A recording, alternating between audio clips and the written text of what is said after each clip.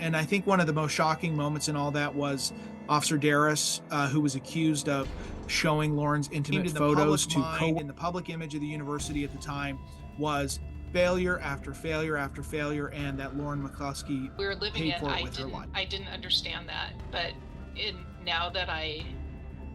looking back on it, of course that was the case. It was a crisp October evening in 2018 when 21-year-old University of Utah student and track star Lauren McCluskey walked back to her dorm after a night at the campus field house.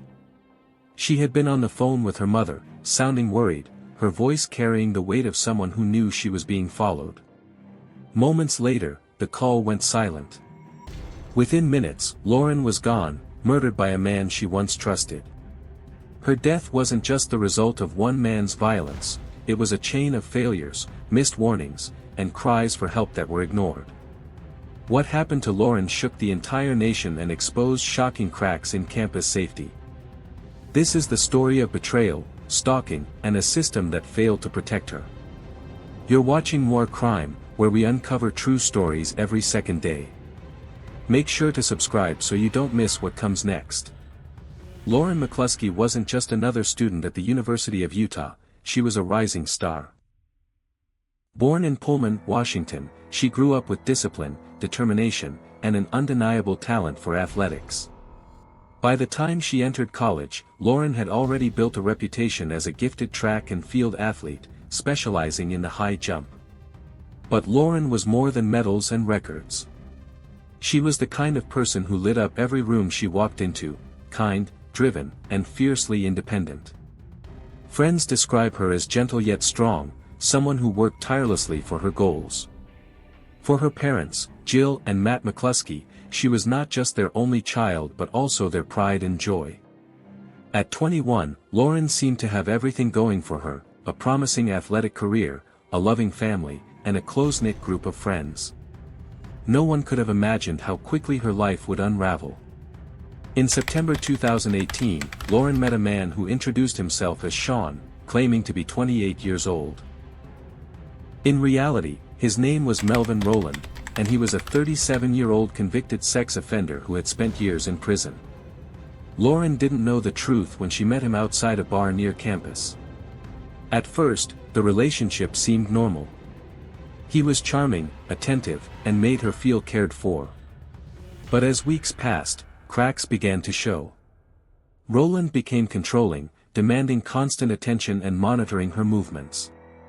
When Lauren discovered his real age and criminal history, she immediately ended the relationship. That decision should have been the end of the story. Instead, it was the beginning of a nightmare. Rowland wasn't ready to let go. He began stalking her, sending threatening messages, following her around, and pressuring her with manipulative tactics that grew darker by the day. By October 2018, Lauren realized the danger she was in. Rowland had hacked into her accounts, posed as her online, and was extorting her by threatening to release private photos if she didn't obey him. Terrified, Lauren did what any responsible person would do, she reached out for help. She told her friends. She told her parents. Most importantly, she went to campus police, reporting Rowland's harassment and blackmail. Over several calls and meetings, she described how unsafe she felt, how this man was manipulating and threatening her. But instead of taking swift action, officers downplayed her fears. To them, it was just relationship drama. They didn't dig into his criminal past. They didn't track his parole violations. Warnings from Lauren and her parents were brushed aside. Each day that passed without intervention only gave Rowland more time. And Lauren knew it, she was running out of chances to be heard. On the evening of October 22, 2018, Lauren returned to her campus dorm after a track practice. To others, it seemed like just another night, but Lauren had been living in fear. Rowland had been lurking around, waiting for the perfect moment. Around 8:20 p.m., as Lauren walked back from class and approached her residence hall, Rowland was already there. He had tracked her, watching every move. Before she could react, he confronted her in the parking lot. Witnesses later reported hearing a scream, followed by silence. Roland dragged her toward a car, forcing her inside. In those chilling moments, he shot Lauren multiple times, killing her instantly. Then, he fled, leaving the university community in shock and horror. The young woman who had spent her life running on tracks, always moving forward, never got the chance to run again. The moment Lauren's body was discovered near her campus dorm, panic spread like wildfire. The University of Utah went into lockdown, and a manhunt for Melvin Rowland began. Police quickly identified him as the prime suspect. What shocked many was that he should never have been free. His parole violations and criminal history were enough to keep him behind bars. Yet, somehow, he slipped through the cracks, and now a young woman was gone because of it.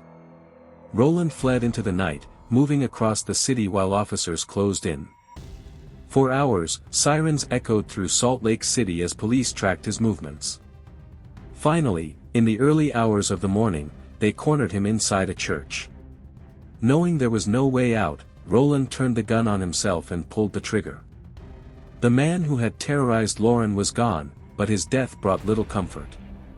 Justice felt stolen. Lauren's murder sent shockwaves not just through the University of Utah, but across the entire nation. Vigils were held on campus as hundreds of students, professors, and teammates gathered with candles in hand, struggling to understand how such a tragedy could happen in a place meant to feel safe. As investigators pieced together Lauren's final days, a painful truth emerged: she had repeatedly asked for help. Lauren reported Rowland's harassment and threats to campus police, but her pleas were either ignored or mishandled. Calls that should have been taken seriously were brushed aside, with officers even blaming her for dating someone like him. This failure became the heart of the investigation. The university's police department faced intense scrutiny, accused of negligence that cost Lauren her life. Her parents, devastated but determined, refused to let her story fade. They demanded accountability, pushing for changes that would protect other students from suffering the same fate. Lauren's parents, Jill and Matt McCluskey, refused to let their daughter's death be just another statistic. They filed a lawsuit against the University of Utah, arguing that campus police had failed in their duty to protect Lauren, even after she gave them clear evidence of Rowland's lies and threats. The lawsuit uncovered shocking negligence. Officers ignored multiple warning signs, failed to verify Rowland's parole status, and dismissed Lauren's concerns. It wasn't until after her murder that the truth was acknowledged: her death could have been prevented. In 2020, the University of Utah settled with the McCluskey family for $10.5 million and publicly admitted that Lauren's murder was preventable. It was one of the rare moments when an institution openly took responsibility. But Jill and Matt didn't stop there. They launched the Lauren McCluskey Foundation, dedicated to improving campus safety, raising awareness about dating violence, and making sure no other student is left unheard. Through their pain, they turned Lauren's legacy into a movement for change. Lauren McCluskey's life was stolen in a moment of senseless violence, but her story continues to echo far beyond the University of Utah. She was a daughter, a teammate, a student, and a friend, someone who should have been protected when she asked for help. Her case became a turning point in how universities address dating violence and stalking. Policies changed, awareness grew, and her parents' relentless fight ensured that Lauren's name stands for reform and justice. But at the heart of this story is something deeply human: a young woman who trusted the system, who believed that speaking up would keep her safe, and who was failed when it mattered most. Her legacy is a reminder to never dismiss cries for help, to always listen, and to hold institutions accountable. Because silence, ignorance, and neglect can cost lives, and Lauren's story proves that change only comes when tragedy demands it. If Lauren's story moved you, don't let her memory fade.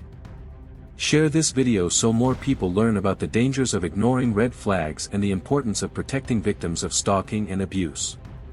Subscribe to More Crime, where we bring you real stories of justice, loss, and the fight for change. We upload new true crime cases every second day, stories that demand to be heard. Turn on the notification bell so you never miss the next case, and let's keep the conversation alive in the comments below. Together, by listening, learning, and speaking out, we can make sure Lauren's legacy continues to push for safety and accountability.